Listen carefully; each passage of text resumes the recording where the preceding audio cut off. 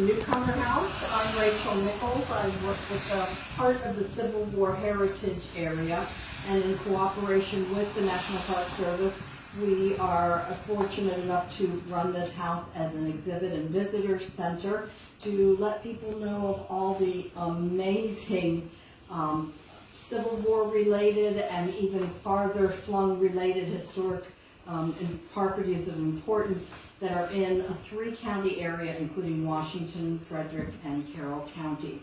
I'm very happy to have my director, Liz Chateau, with us today. And rather than take up any more space with blathering on about the house, which we can all talk about after George's talk, I just want to briefly introduce George Wunderlich, who has been a friend of the heritage area since its inception. I believe you were on our inaugural, gave us our name. Well, I remember that breakfast with John very well.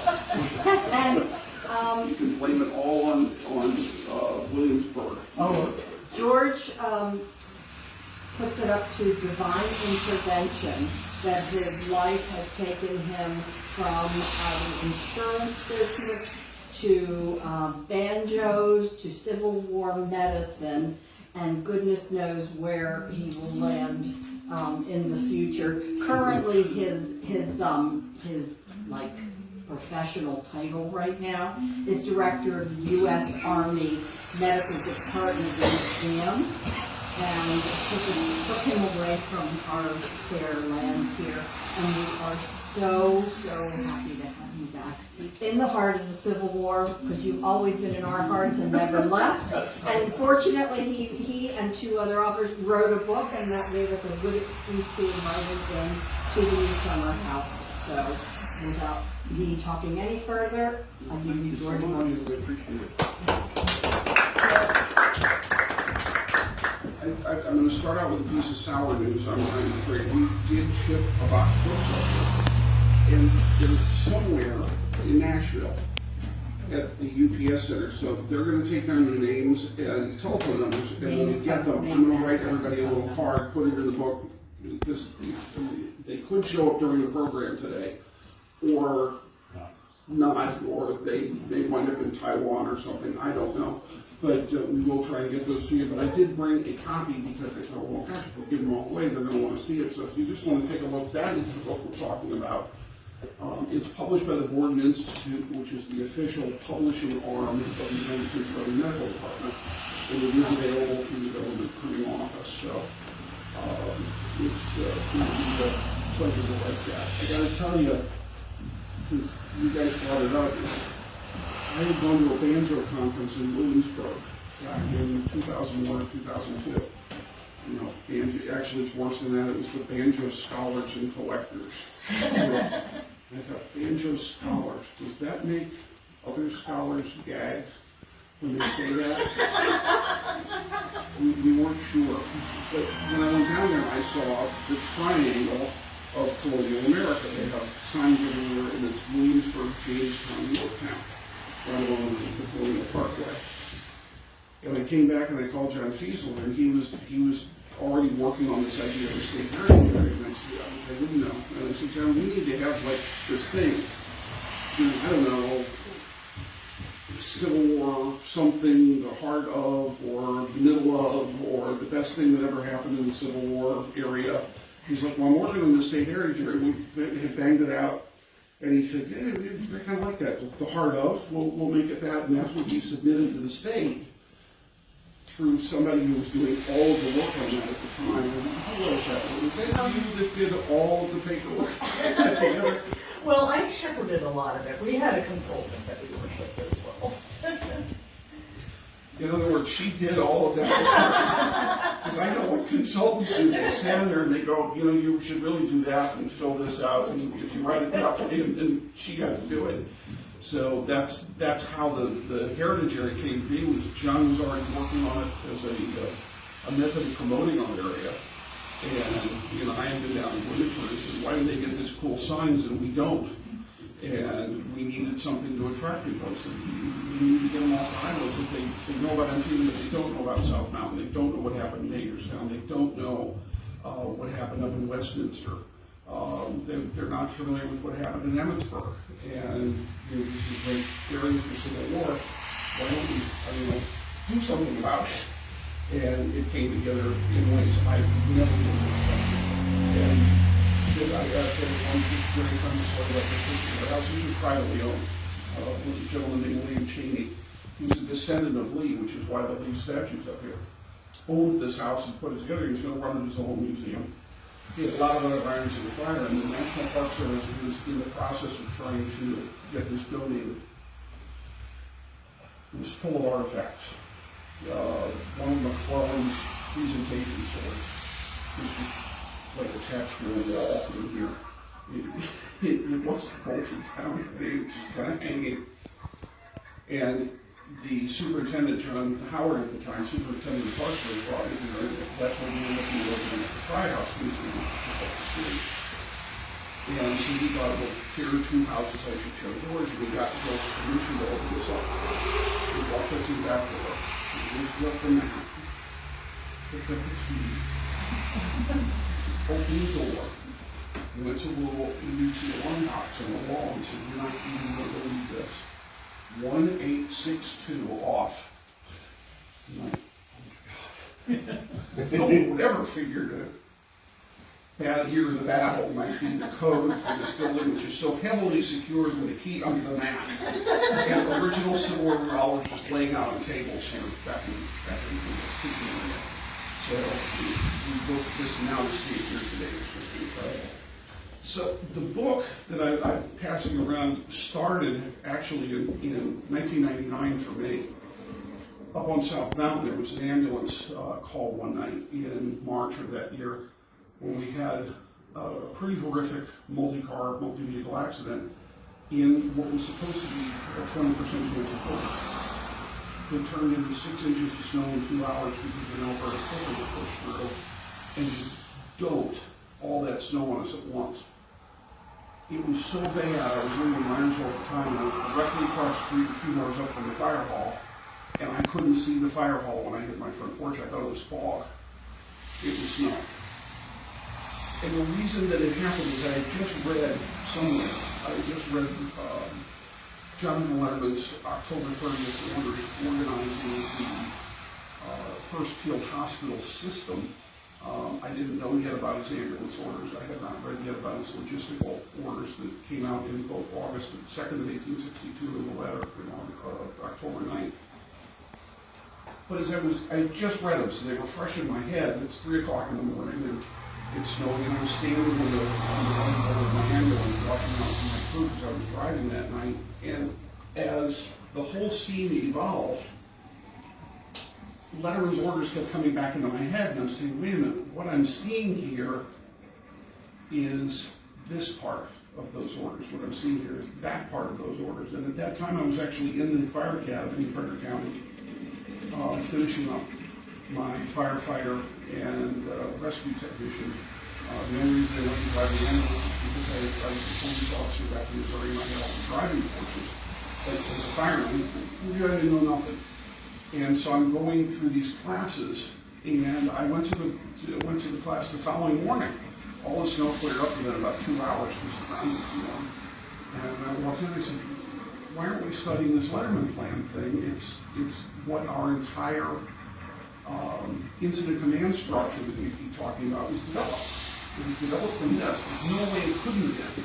And he said, no, it actually could not have been developed from that. This came about in 1975 under the Ford administration. You need to read this. And they said, oh my God, this is our structure today. And that stuck with me. And when I wound up going over in 2000 to the National Museum of Civil War Medicine, I did it because I was a Civil War nut. And I wanted to be involved in this as possible. And they asked me to take a job at the museum. I jumped at the opportunity, although I figured I'd still be making banjos when I was 90. And I think I once never put anything in the newspaper that you don't want to read later. They said, what do you see in your future? I said, I see that someday I will drop dead at my workbench with a chisel in my hand and a smile on my face, and it will be a life well lived. Yeah, somehow I'm now in Texas. running 2 museums. And this book has become the outcome of all of the study that I've done and many other 2 authors also have done from that ambulance call. So about 4 years after that ambulance call, the museum I now work for sent 2 historians, including Scott Woodard, who's the primary author of the book. Scott came up with another historian and took my battlefield tour looking at just medical evacuation and the development of the Letterman plan. And they were doing it for the purpose of writing a manual for an Army staff ride. And if you're not familiar with the staff ride model, the staff ride is not a battlefield tour at all. It's something much beyond that, where every participant in the staff ride is given read-ahead material, and each one presents, during the course of the staff ride, presents either a character they were told to look up or a part of the battle that they were told to study, so that they're participating in this. And really, as the staff ride director, you're a facilitator. You're kind of making sure they're going down the right road, but you're also asking those probing questions to get everybody to think, what would you do in a situation like this? And that's what the book started off to be, was, and this is now going back to 2004, 2005. And it took until now to finally get support from the Army Medical Department to say this should be a permanent part. So each one of the battlefield staff rides has a guidebook to it. This, to the best of my knowledge, is the largest staff ride book ever printed. And the reason for it is the Borden Institute's intention that they felt that the Letterman story was so important to current medical practice in the Army that they would make the book a combination of a staff ride guide, so you will find directions from here you can go there and from there to go here. But the more important thing is they also wanted it to monograph. It could be used in the classroom, but it could be used for individual private reading. And that's where the book starts. What I really want to talk about things that are either any questions you have, I'm not going to talk about. You want to talk about, I want to talk about what I have to talk about. And it's not that exciting. I would much rather keep this, and I tell people, and it's really not a joke, I tell folks, if you want me to talk about Civil War medicine or any military medicine now, I hope you're good through a week from next Tuesday, because there's so much there. And I gotta tell you, the universe of that knowledge, if it's this big, I know like that.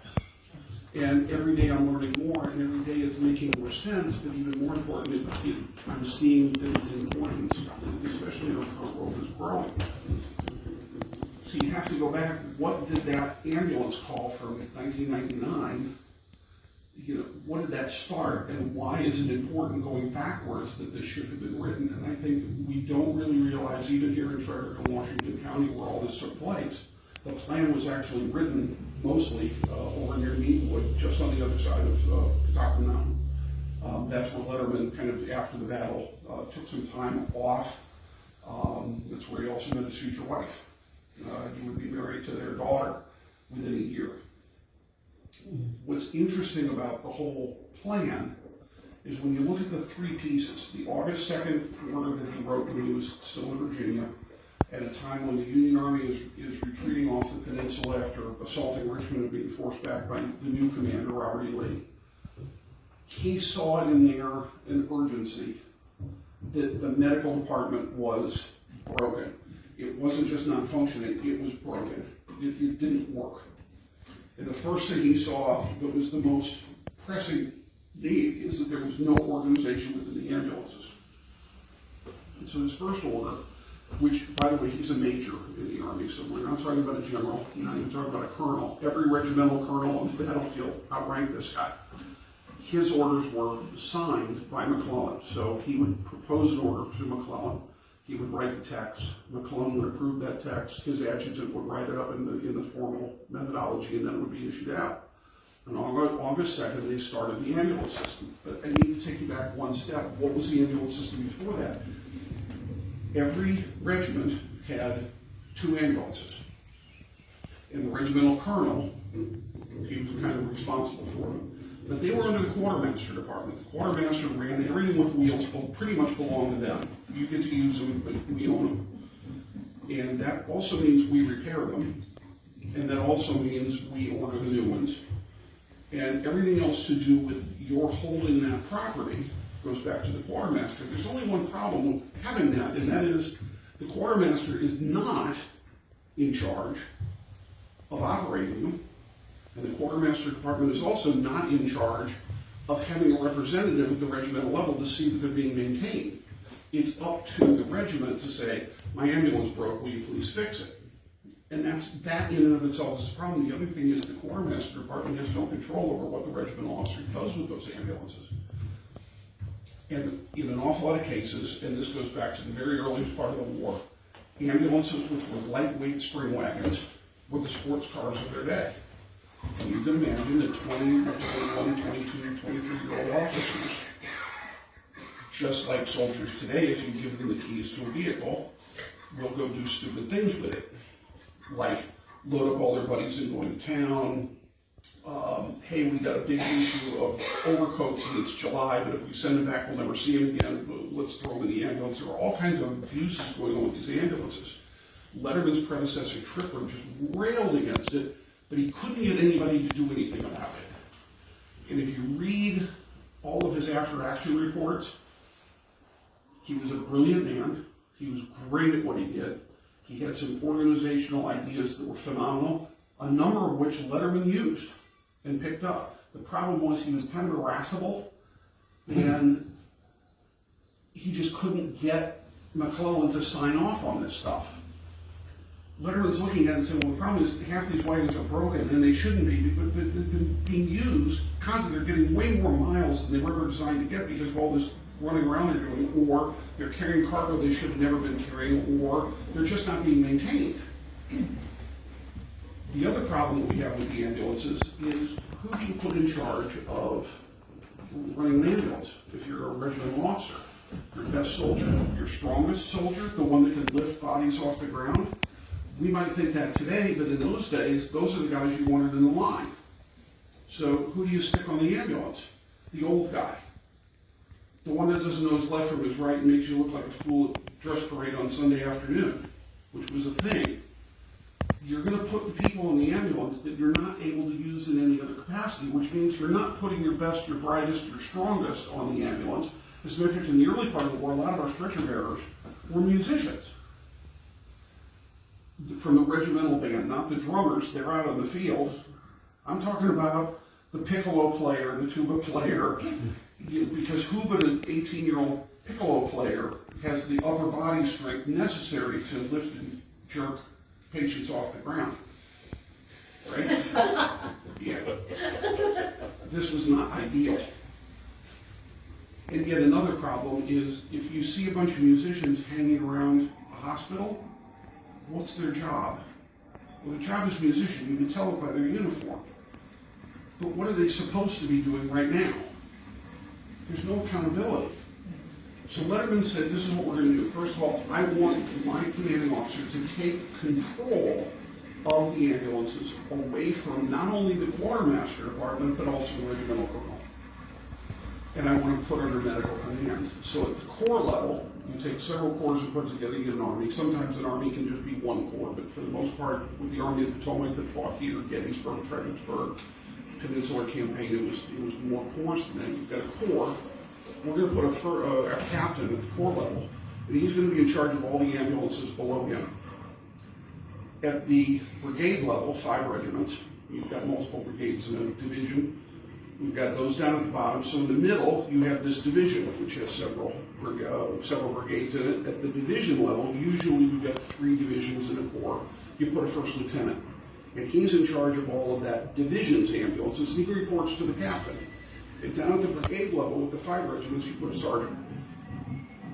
The ambulances are still issued to the individual regiments, but they're under the direct control of that sergeant, who reports to the lieutenant, who reports to the captain. Now, for the first time, we have a medical command structure built into the ambulances. That hadn't happened in this country before.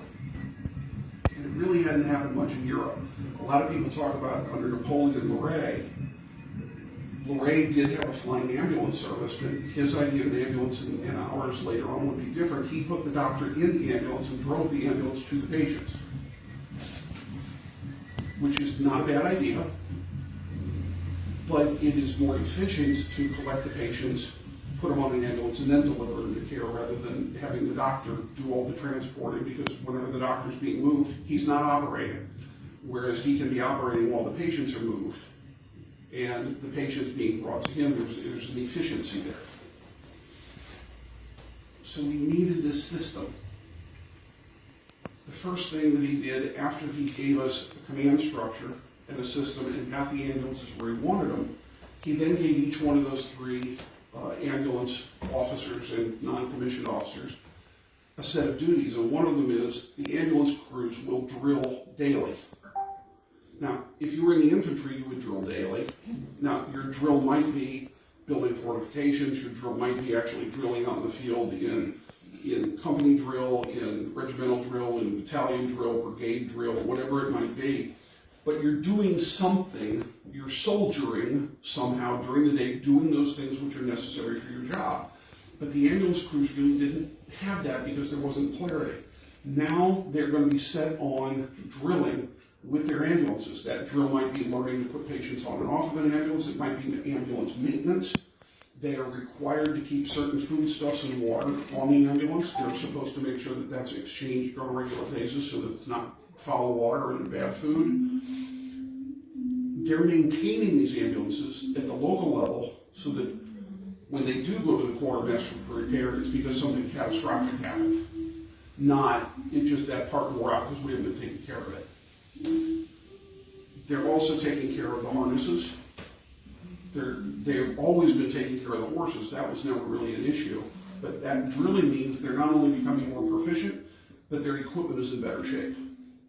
The other thing that they have to do, that they are required to do as part of their service, is there's a report that goes up on the condition of the ambulances from the sergeant to the lieutenant to the captain up to Letterman's headquarters. So we actually have now flow paperwork that is telling Letterman what are the conditions of his ambulances, and there are additional ambulances at brigade and division level, not just those two per regiment. He knows the condition they're in, and he knows how many are broken, how many are missing, how many were left on the last battlefield because they haven't finished their job yet. And that is always going to be a problem for him and for his predecessor and his successor. You're always going to have ambulances during battle. The regiment's been ordered on, but we're still picking up the wounded from the last battle. And at this battle, we're still picking up wounded, or at least transporting wounded from South Mountain. We got to get them out of there. So our ambulances are being used. We had to have this system to make it work. And this is the first ambulance system we're ever going to have. Part of the reason for it is in Mexico there was kind of a need, but think about it, we've never put this many men in the field ever. So the size of the Army alone is driving a medical need we've never seen before. And I get into other things after this at the end of the question because I'm beginning to get into, you'll have to forgive me, ADD kicks in, squirrel. I get to thinking about things from the revolution, and I want to make other comments, and we'll be here till Thursday. So we now have this. The Battle of Antietam occurs. At the Battle of Antietam, Letterman has a couple of assets that his predecessors really didn't have. When McClellan's army was set aside after the loss at the Peninsula, part of his army was given over to General Pope, and we've got this army of Virginia, a Union army that's now going to be given the task to go after Richmond. The order that he wrote on August 2nd was countermanded by the army in D.C. and said only those troops that will remain under McClellan's command in the defenses of Washington have to follow that order, not Pope's army. And while that seems very odd, it's actually not. Those units that were being separated, as far as they were concerned, this was a reassignment. It could have been permanent.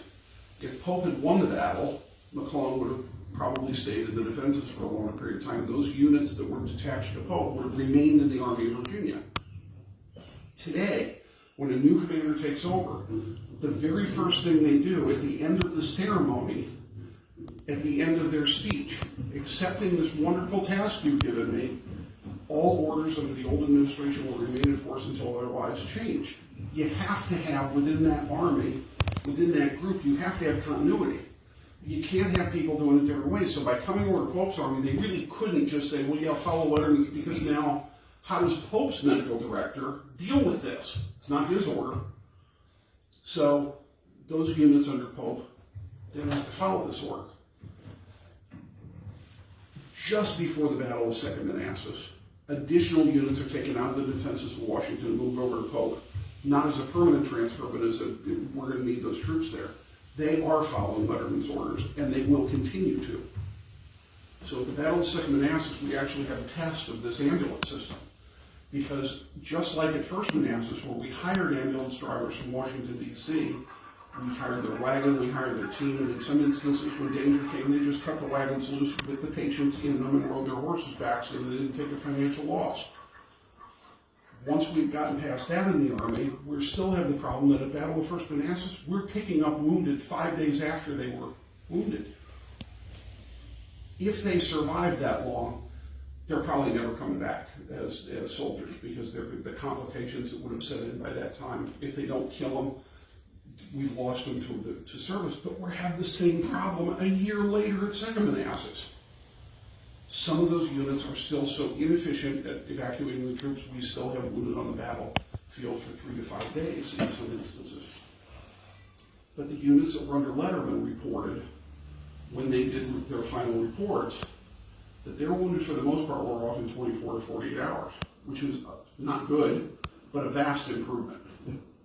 When Letterman gets here, his first battle as an Army medical director in combat, he was down at the peninsula, but the fighting was done. They were in retreat. He wasn't at Manassas. His first battle was up on South Mountain.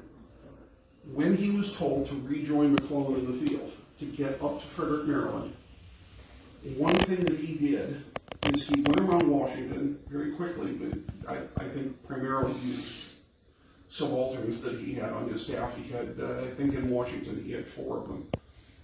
They went to the quartermaster depots and found out how many ambulances were there that were either, they had been repaired but they hadn't been given back to the Army yet, or they're brand newly delivered from the manufacturer and they haven't been issued to the Army yet, whatever it may be. And he stole, no. That's the wrong word. He appropriated, and he sent them up 355 to Frederick. And that was the old road. And he wound up with, between ambulance wagons and wagons that were specifically meant for hauling medical supplies, he wound up with about 50 of them that are now his for really the first time. They're not his, but since no one knows who they belong to, they're his. And they're going to be parked, many of them are going to be parked out in front of the Pry House on the day of the battle. Many more of them were parked in Keysville. They're going to take part in the battle at South Mountain.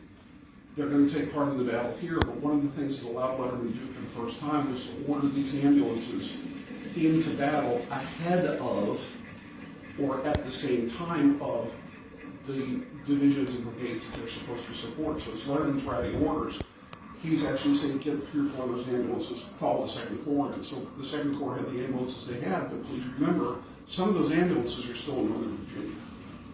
Some of them were broken during the battle. Some were still delivering patients back into D.C. So he did not come here with a full complement of evacuation assets. But the fact is, here we did a better job than we did at Manassas. By the time we get to Fredericksburg in December of the same year, there's been another vast improvement again, to the point where at Gettysburg with the 6th Corps, they were able to have 100% of their evacuations done within 6 hours of the secession fighting. Please. Approximately how long did it take to get the wounded off the Antietam battlefield? That's an interesting problem. So most of the wounded here in Antietam, from what I can tell from the records, I think we were pretty much done within 48 hours. A lot of them were off in 24. The ones that weren't were the ones that we couldn't get to easily, because you got to remember, Robert Lee held his position. And Dennis Fry from down in Harper's Ferry, one of my favorite people, I love the way he put it. He said, you know, Lee did not go back to Virginia because he forgot to turn off his stove. But he hung here, and he held his position, and he pulled out in a very orderly fashion. But what that meant is that in some places, there were men in areas, we just didn't know they were there. One of the worst examples of that is a hospital that was run, it was under the direction of the medical, or under the 20th Massachusetts Harvard Regiment. The surgeon was killed. He was outside of his hospital, he took what's probably a stray round. You know, they were everywhere. And he's killed. They don't find his hospital for 2 weeks. The people from the town were taking care of the men in the hospital, but there was no communication, and, you know, finally somebody said, you know, you got a bunch of soldiers down here? No. 2 weeks.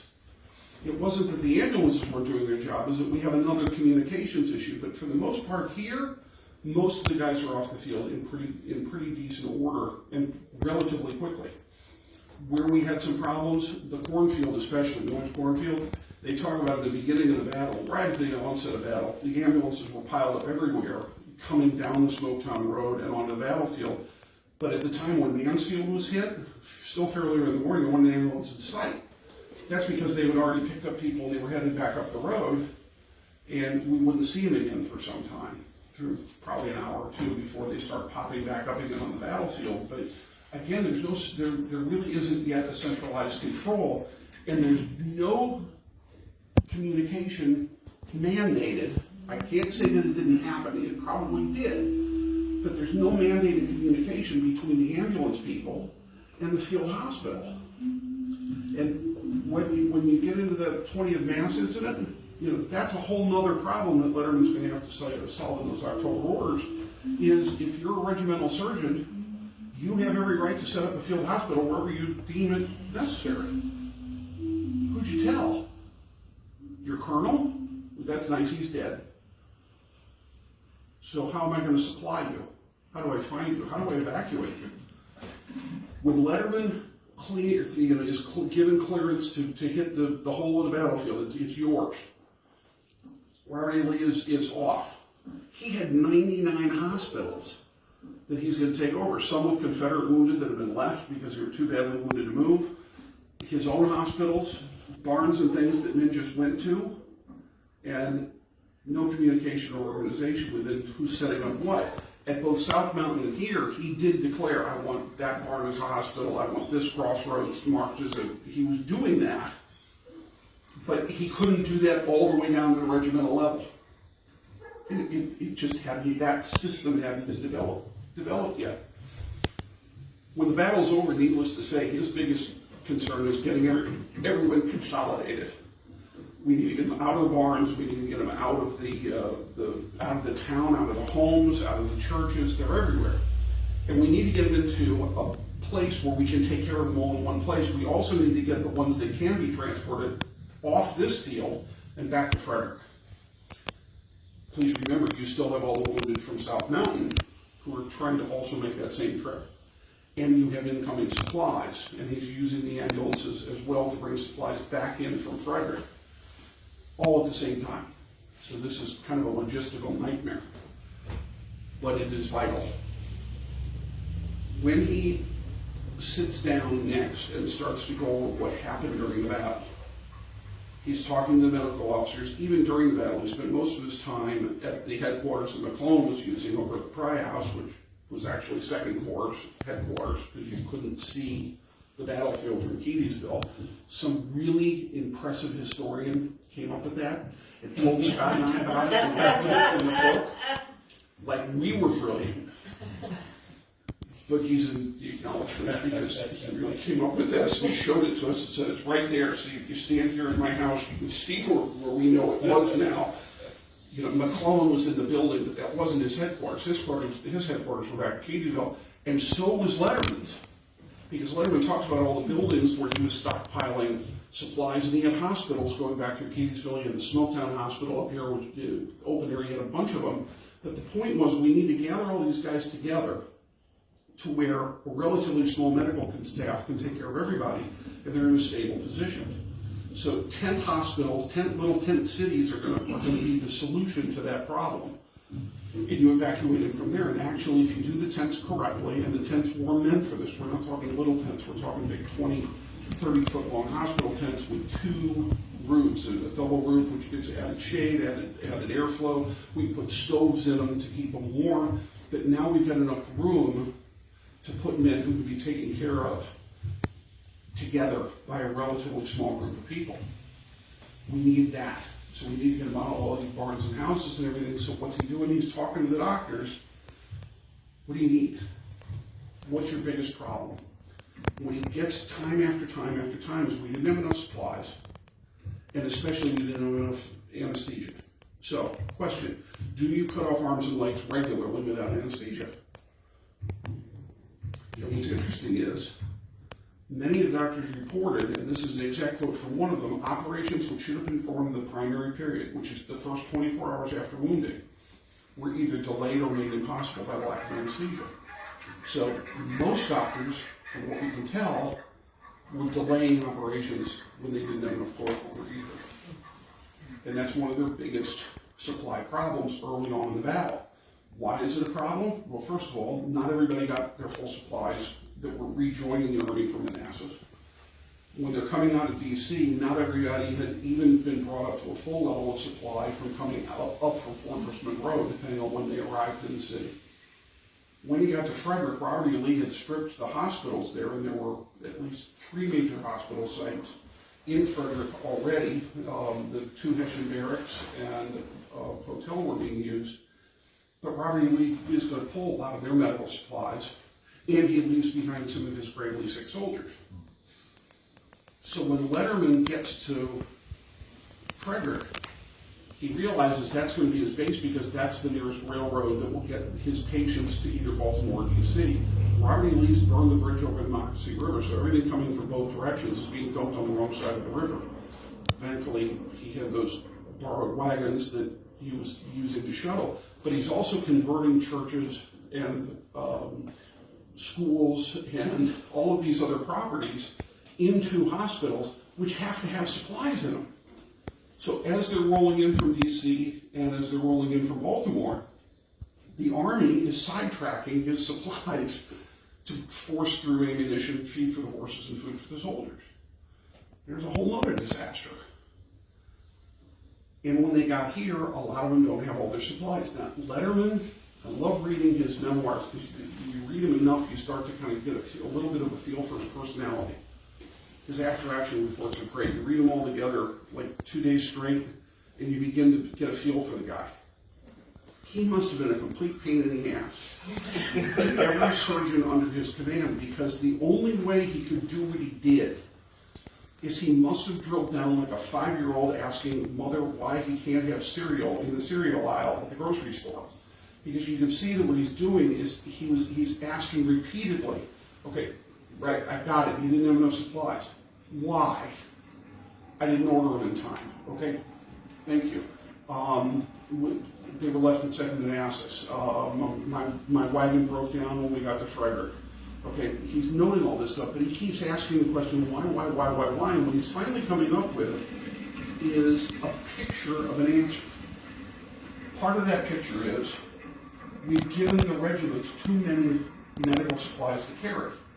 So we've got overloaded wagons, and we have stuff that they're just not able to take care of because they don't have the staff for it.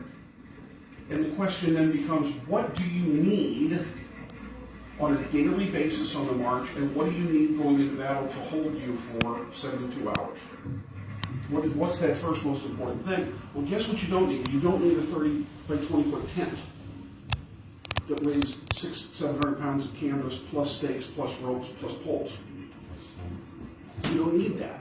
You don't need the metal stove that goes in that weighs 40, 50, 60 pounds. You don't need that right away.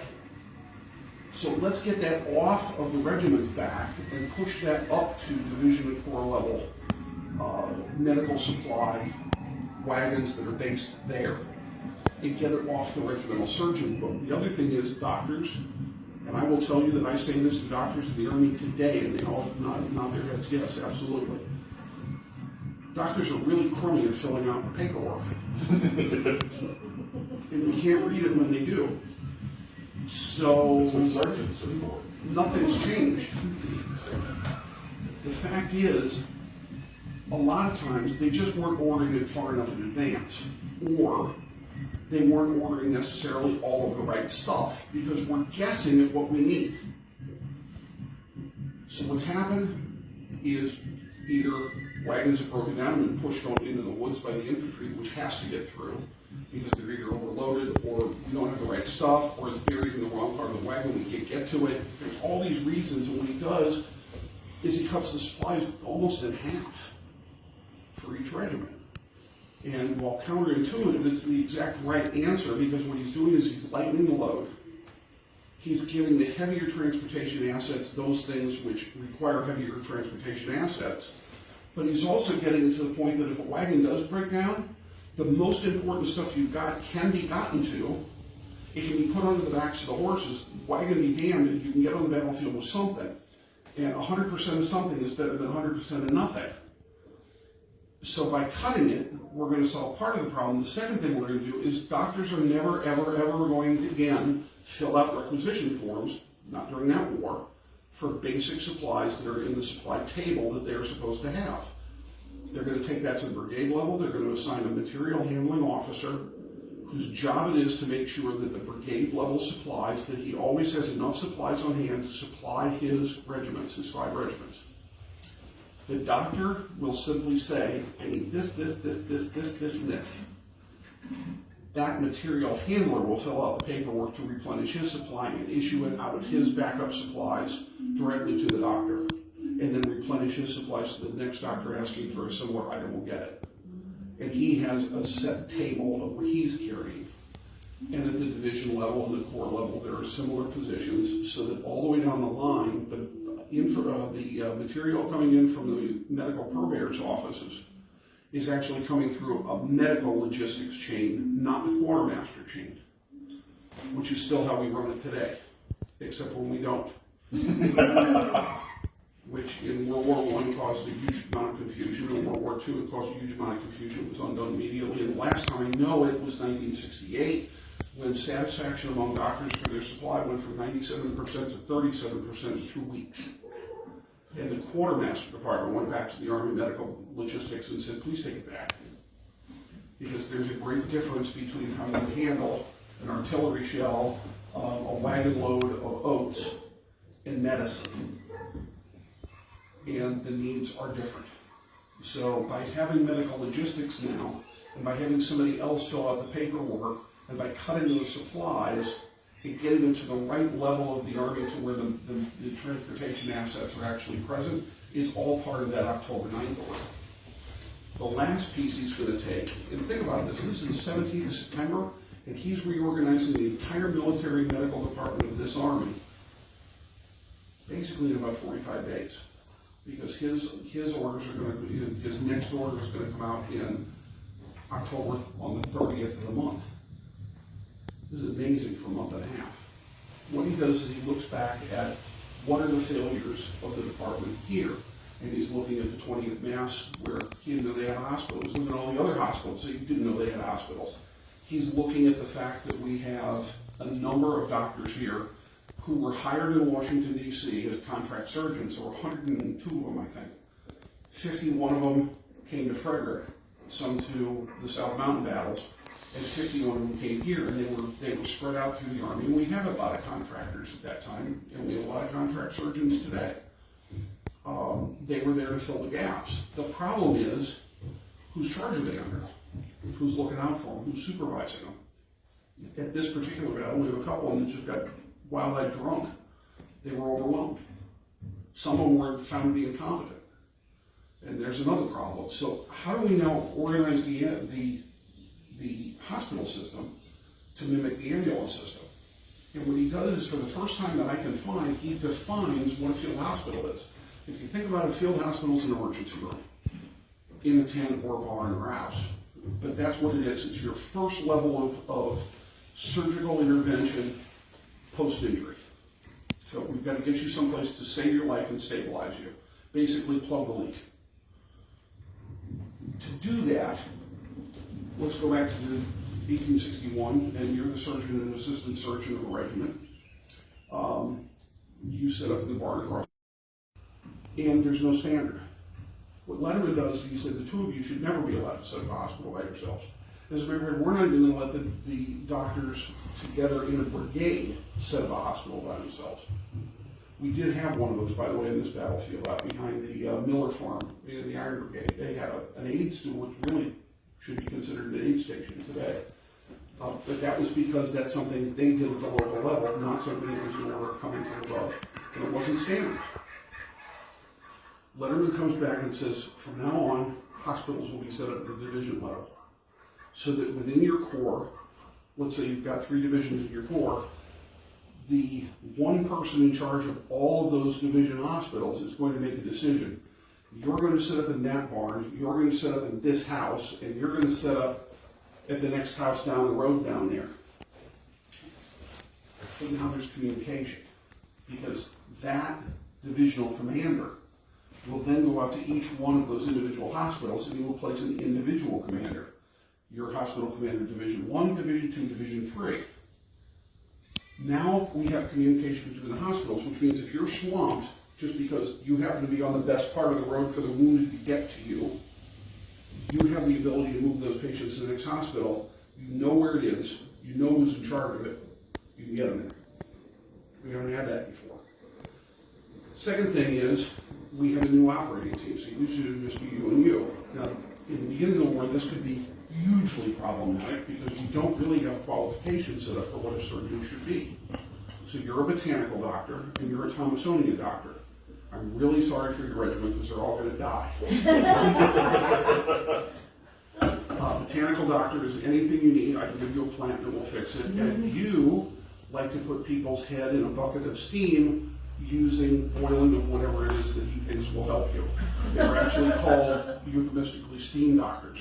They weren't the worst. The worst were the mesmeric doctors. You've heard of mesmerizing? Yeah. Hypnosis, that's mesmer. So how do I heal you? No problem. You ready? Can you feel it? It's my animal magnetism. I'm not joking. That was one of their methods of healing. We have a lot of doctors that made it in because they were a local doctor in some small town. They followed a company into service. If you were from New York, you were lucky because the state had standards. You cannot be a military surgeon in any of our state regiments unless. If you were from someplace else, not so much. So we don't have any kind of standardized care. The other problem is in the regular army, Letterman was in the regular army before the war. He went right out of medical school into the regular army in 1848. So he's been around. He knows what he's doing, but that's all driven by seniority. So he's going to break the seniority thing by saying, okay, you're my surgeon in charge of the 1st Division Hospital. You will pick the best qualified surgeons from your division, regardless of rank, seniority, or anything else. The most talented surgeons, you're going to pick 3. They're going to make up your primary operating team.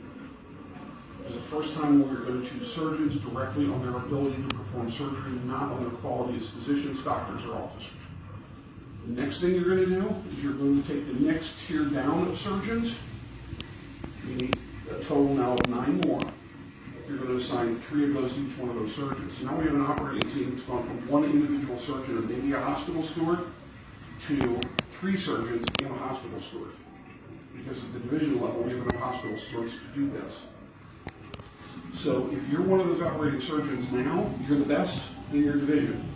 You have the next best 3 backing you up, and by the way, you're training them kind of on the job as you do the surgeries. One of those surgeons will do nothing but anesthesia, which will eventually come in to give us a specialty in anesthesia. And the best thing about it, patients are getting the best care, and we've now broken it up, we're relieving fatigue. Because you can move on to the next one, and those surgeons are perfectly qualified to close that one while you start to move on to the next patient. The other thing that's going to happen there is if there's a question about you losing your arm, the 3 surgeons will consult with one another and then choose the best person to do your particular surgery. So if there's some young doctor that's, we don't know how good he is, but that's the assistant surgeon that just came out of Harvard, he was talking about a surgery that he saw that we need for you. Get him up here. we can actually assign that surgery over to somebody else. Or that could even be one of the contract surgeons. Hey, I know a contract surgeon who's up from, you know, wherever. Yeah, we'll go get him. So we have that improvement. What do you do with the next set of doctors? The ones who are pretty good, or maybe they're just great physicians. They know physiology very well, but they're not necessarily well-practiced surgeons. You're going to make them a group called dressers. Dressers are your first level of triage officer. They're also the ones that are going to dress the wounds that don't require immediate intervention by a surgeon. So now we're putting people into the system in the right order by severity, and we're treating those who can either wait or who may never need to see a surgeon. They just need to be properly bandaged, stitched up, and some of them might even be able to return to the battlefield almost immediately. So we're stopping the wasting of time of medical officers because we're now organizing that hospital. Now, you're still going to have a bunch of regimental surgeons left over.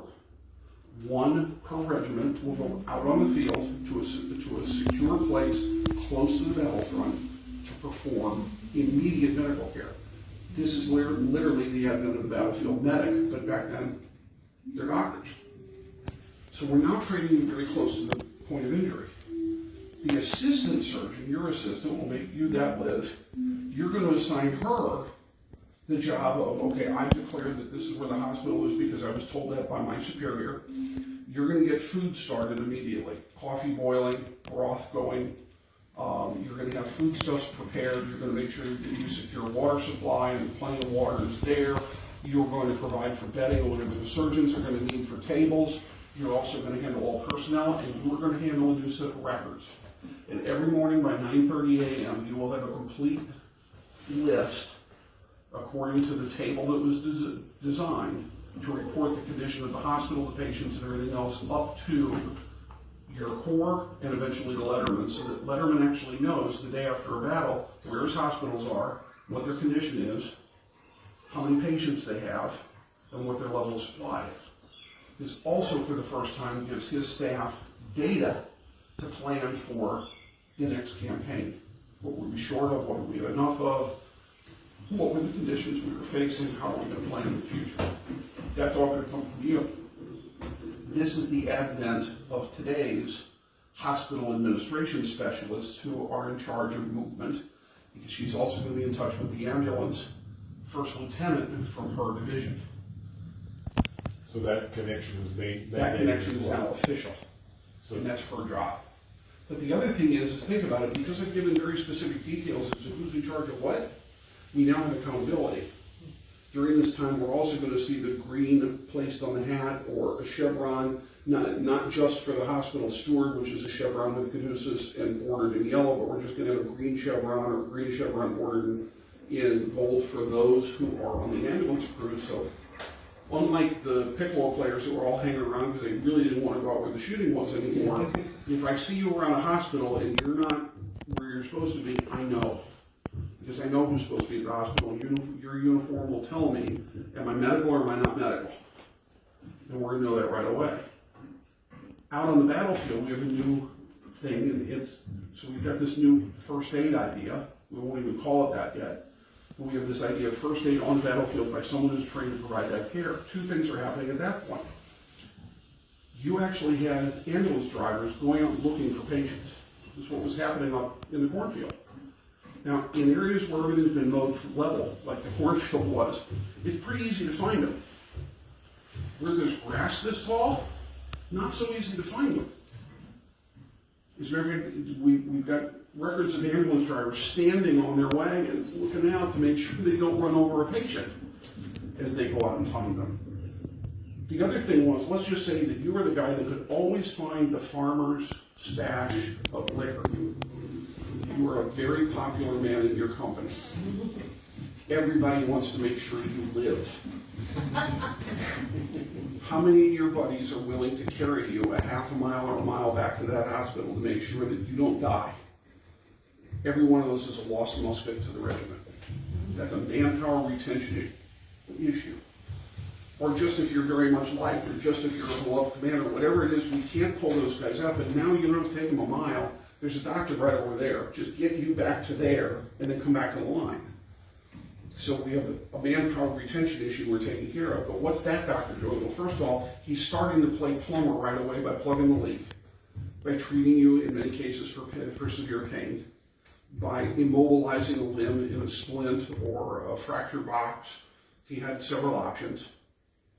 He's also triaging you for the ride to the next level of care. There's no point in putting a man in an ambulance who's going to be on a corpse in 5 minutes. Those are going to be put aside, so we're not putting doomed men in an ambulance and preventing them from now giving a place to a man who can be saved. So we actually have unwittingly 2 levels of triage. Triage pre-transport, which is now something EMTs and paramedics do, and we've got triage going into the hospital itself, who gets to go in to see the operating team first. And because we have all this, guess what the ambulances don't have to do? They don't have to spend as much time running across the field finding people. Because now they go to the aid station where that doctor said there's a beautiful Winslow Homer woodcut that if you look at it, it's got one of these aid stations, there's an orderly who's probably just some poor private that got stuck with the job of carrying the medical knapsack. And he's got 19 canteens around his neck. Must have been a really comfortable thing to do. And he's standing there and the doctor's going through his stuff. You can see there's a guy on the ground, there's a doctor working on him, there's another guy on the ground. Nobody looks at the background. If you look at the background very carefully, just above their heads in the rear, there's a 2-wheel ambulance, which were very common in the early part of the war, and they continue to be used throughout the war in lower and lower numbers. There's a 2-wheel ambulance coming in, and if you look over their head, there's this whole straight line. That's the heads of the soldiers in line and the smoke billowing up. That ambulance is bringing men to that position where these doctors are. We now have a collection point, and that collection point is going to become the first point of transfer so that our ambulances are working more efficiently, because instead of going willy-nilly around trying to find people, they're going from the collection point to the hospital, the collection point to the hospital, and if the regiment moves, once the surgeon gets those guys cleared out, he's going to move with them, and we have a new collection point. So we're able to speed people to care. When you tie that to the ambulance system and the medical logistics system, now for the first time you have something that is modern, truly a modern, organized trauma care system. What's interesting is when I was at the National Museum of Civil Medicine, I really wish I could remember the guy's name, and unfortunately it could be one of 4 individuals, and I just don't remember his name. I was so awed by meeting him. This guy went through and he said, "Oh, this is really interesting. My job under the Ford administration was to set up the first trauma systems in the U.S. on the civilian side. I started this thing going, and I'm the one that was part of the formula team that brought about the modern trauma system to civilian medical care." I was like, wow, you must love Letterman. He looked at me. We were talking about nobody reads. Who? He just went through my museum. The guy on the 2nd floor. Yeah, it happens. He said, "Never heard of the guy." I said, "Well, but you set up a system identical to his." He said, "Oh, isn't that cool? Where did you get it?" "Oh, I looked at the MASH hospitals from World War II in Korea and Vietnam." Oh, okay. So you also missed reading that quote in the large letters on top of the panel that said, "There is not one day I did not thank God for Jonathan Letterman." Major General Hawley, commander of the European Theater Medical for World War II.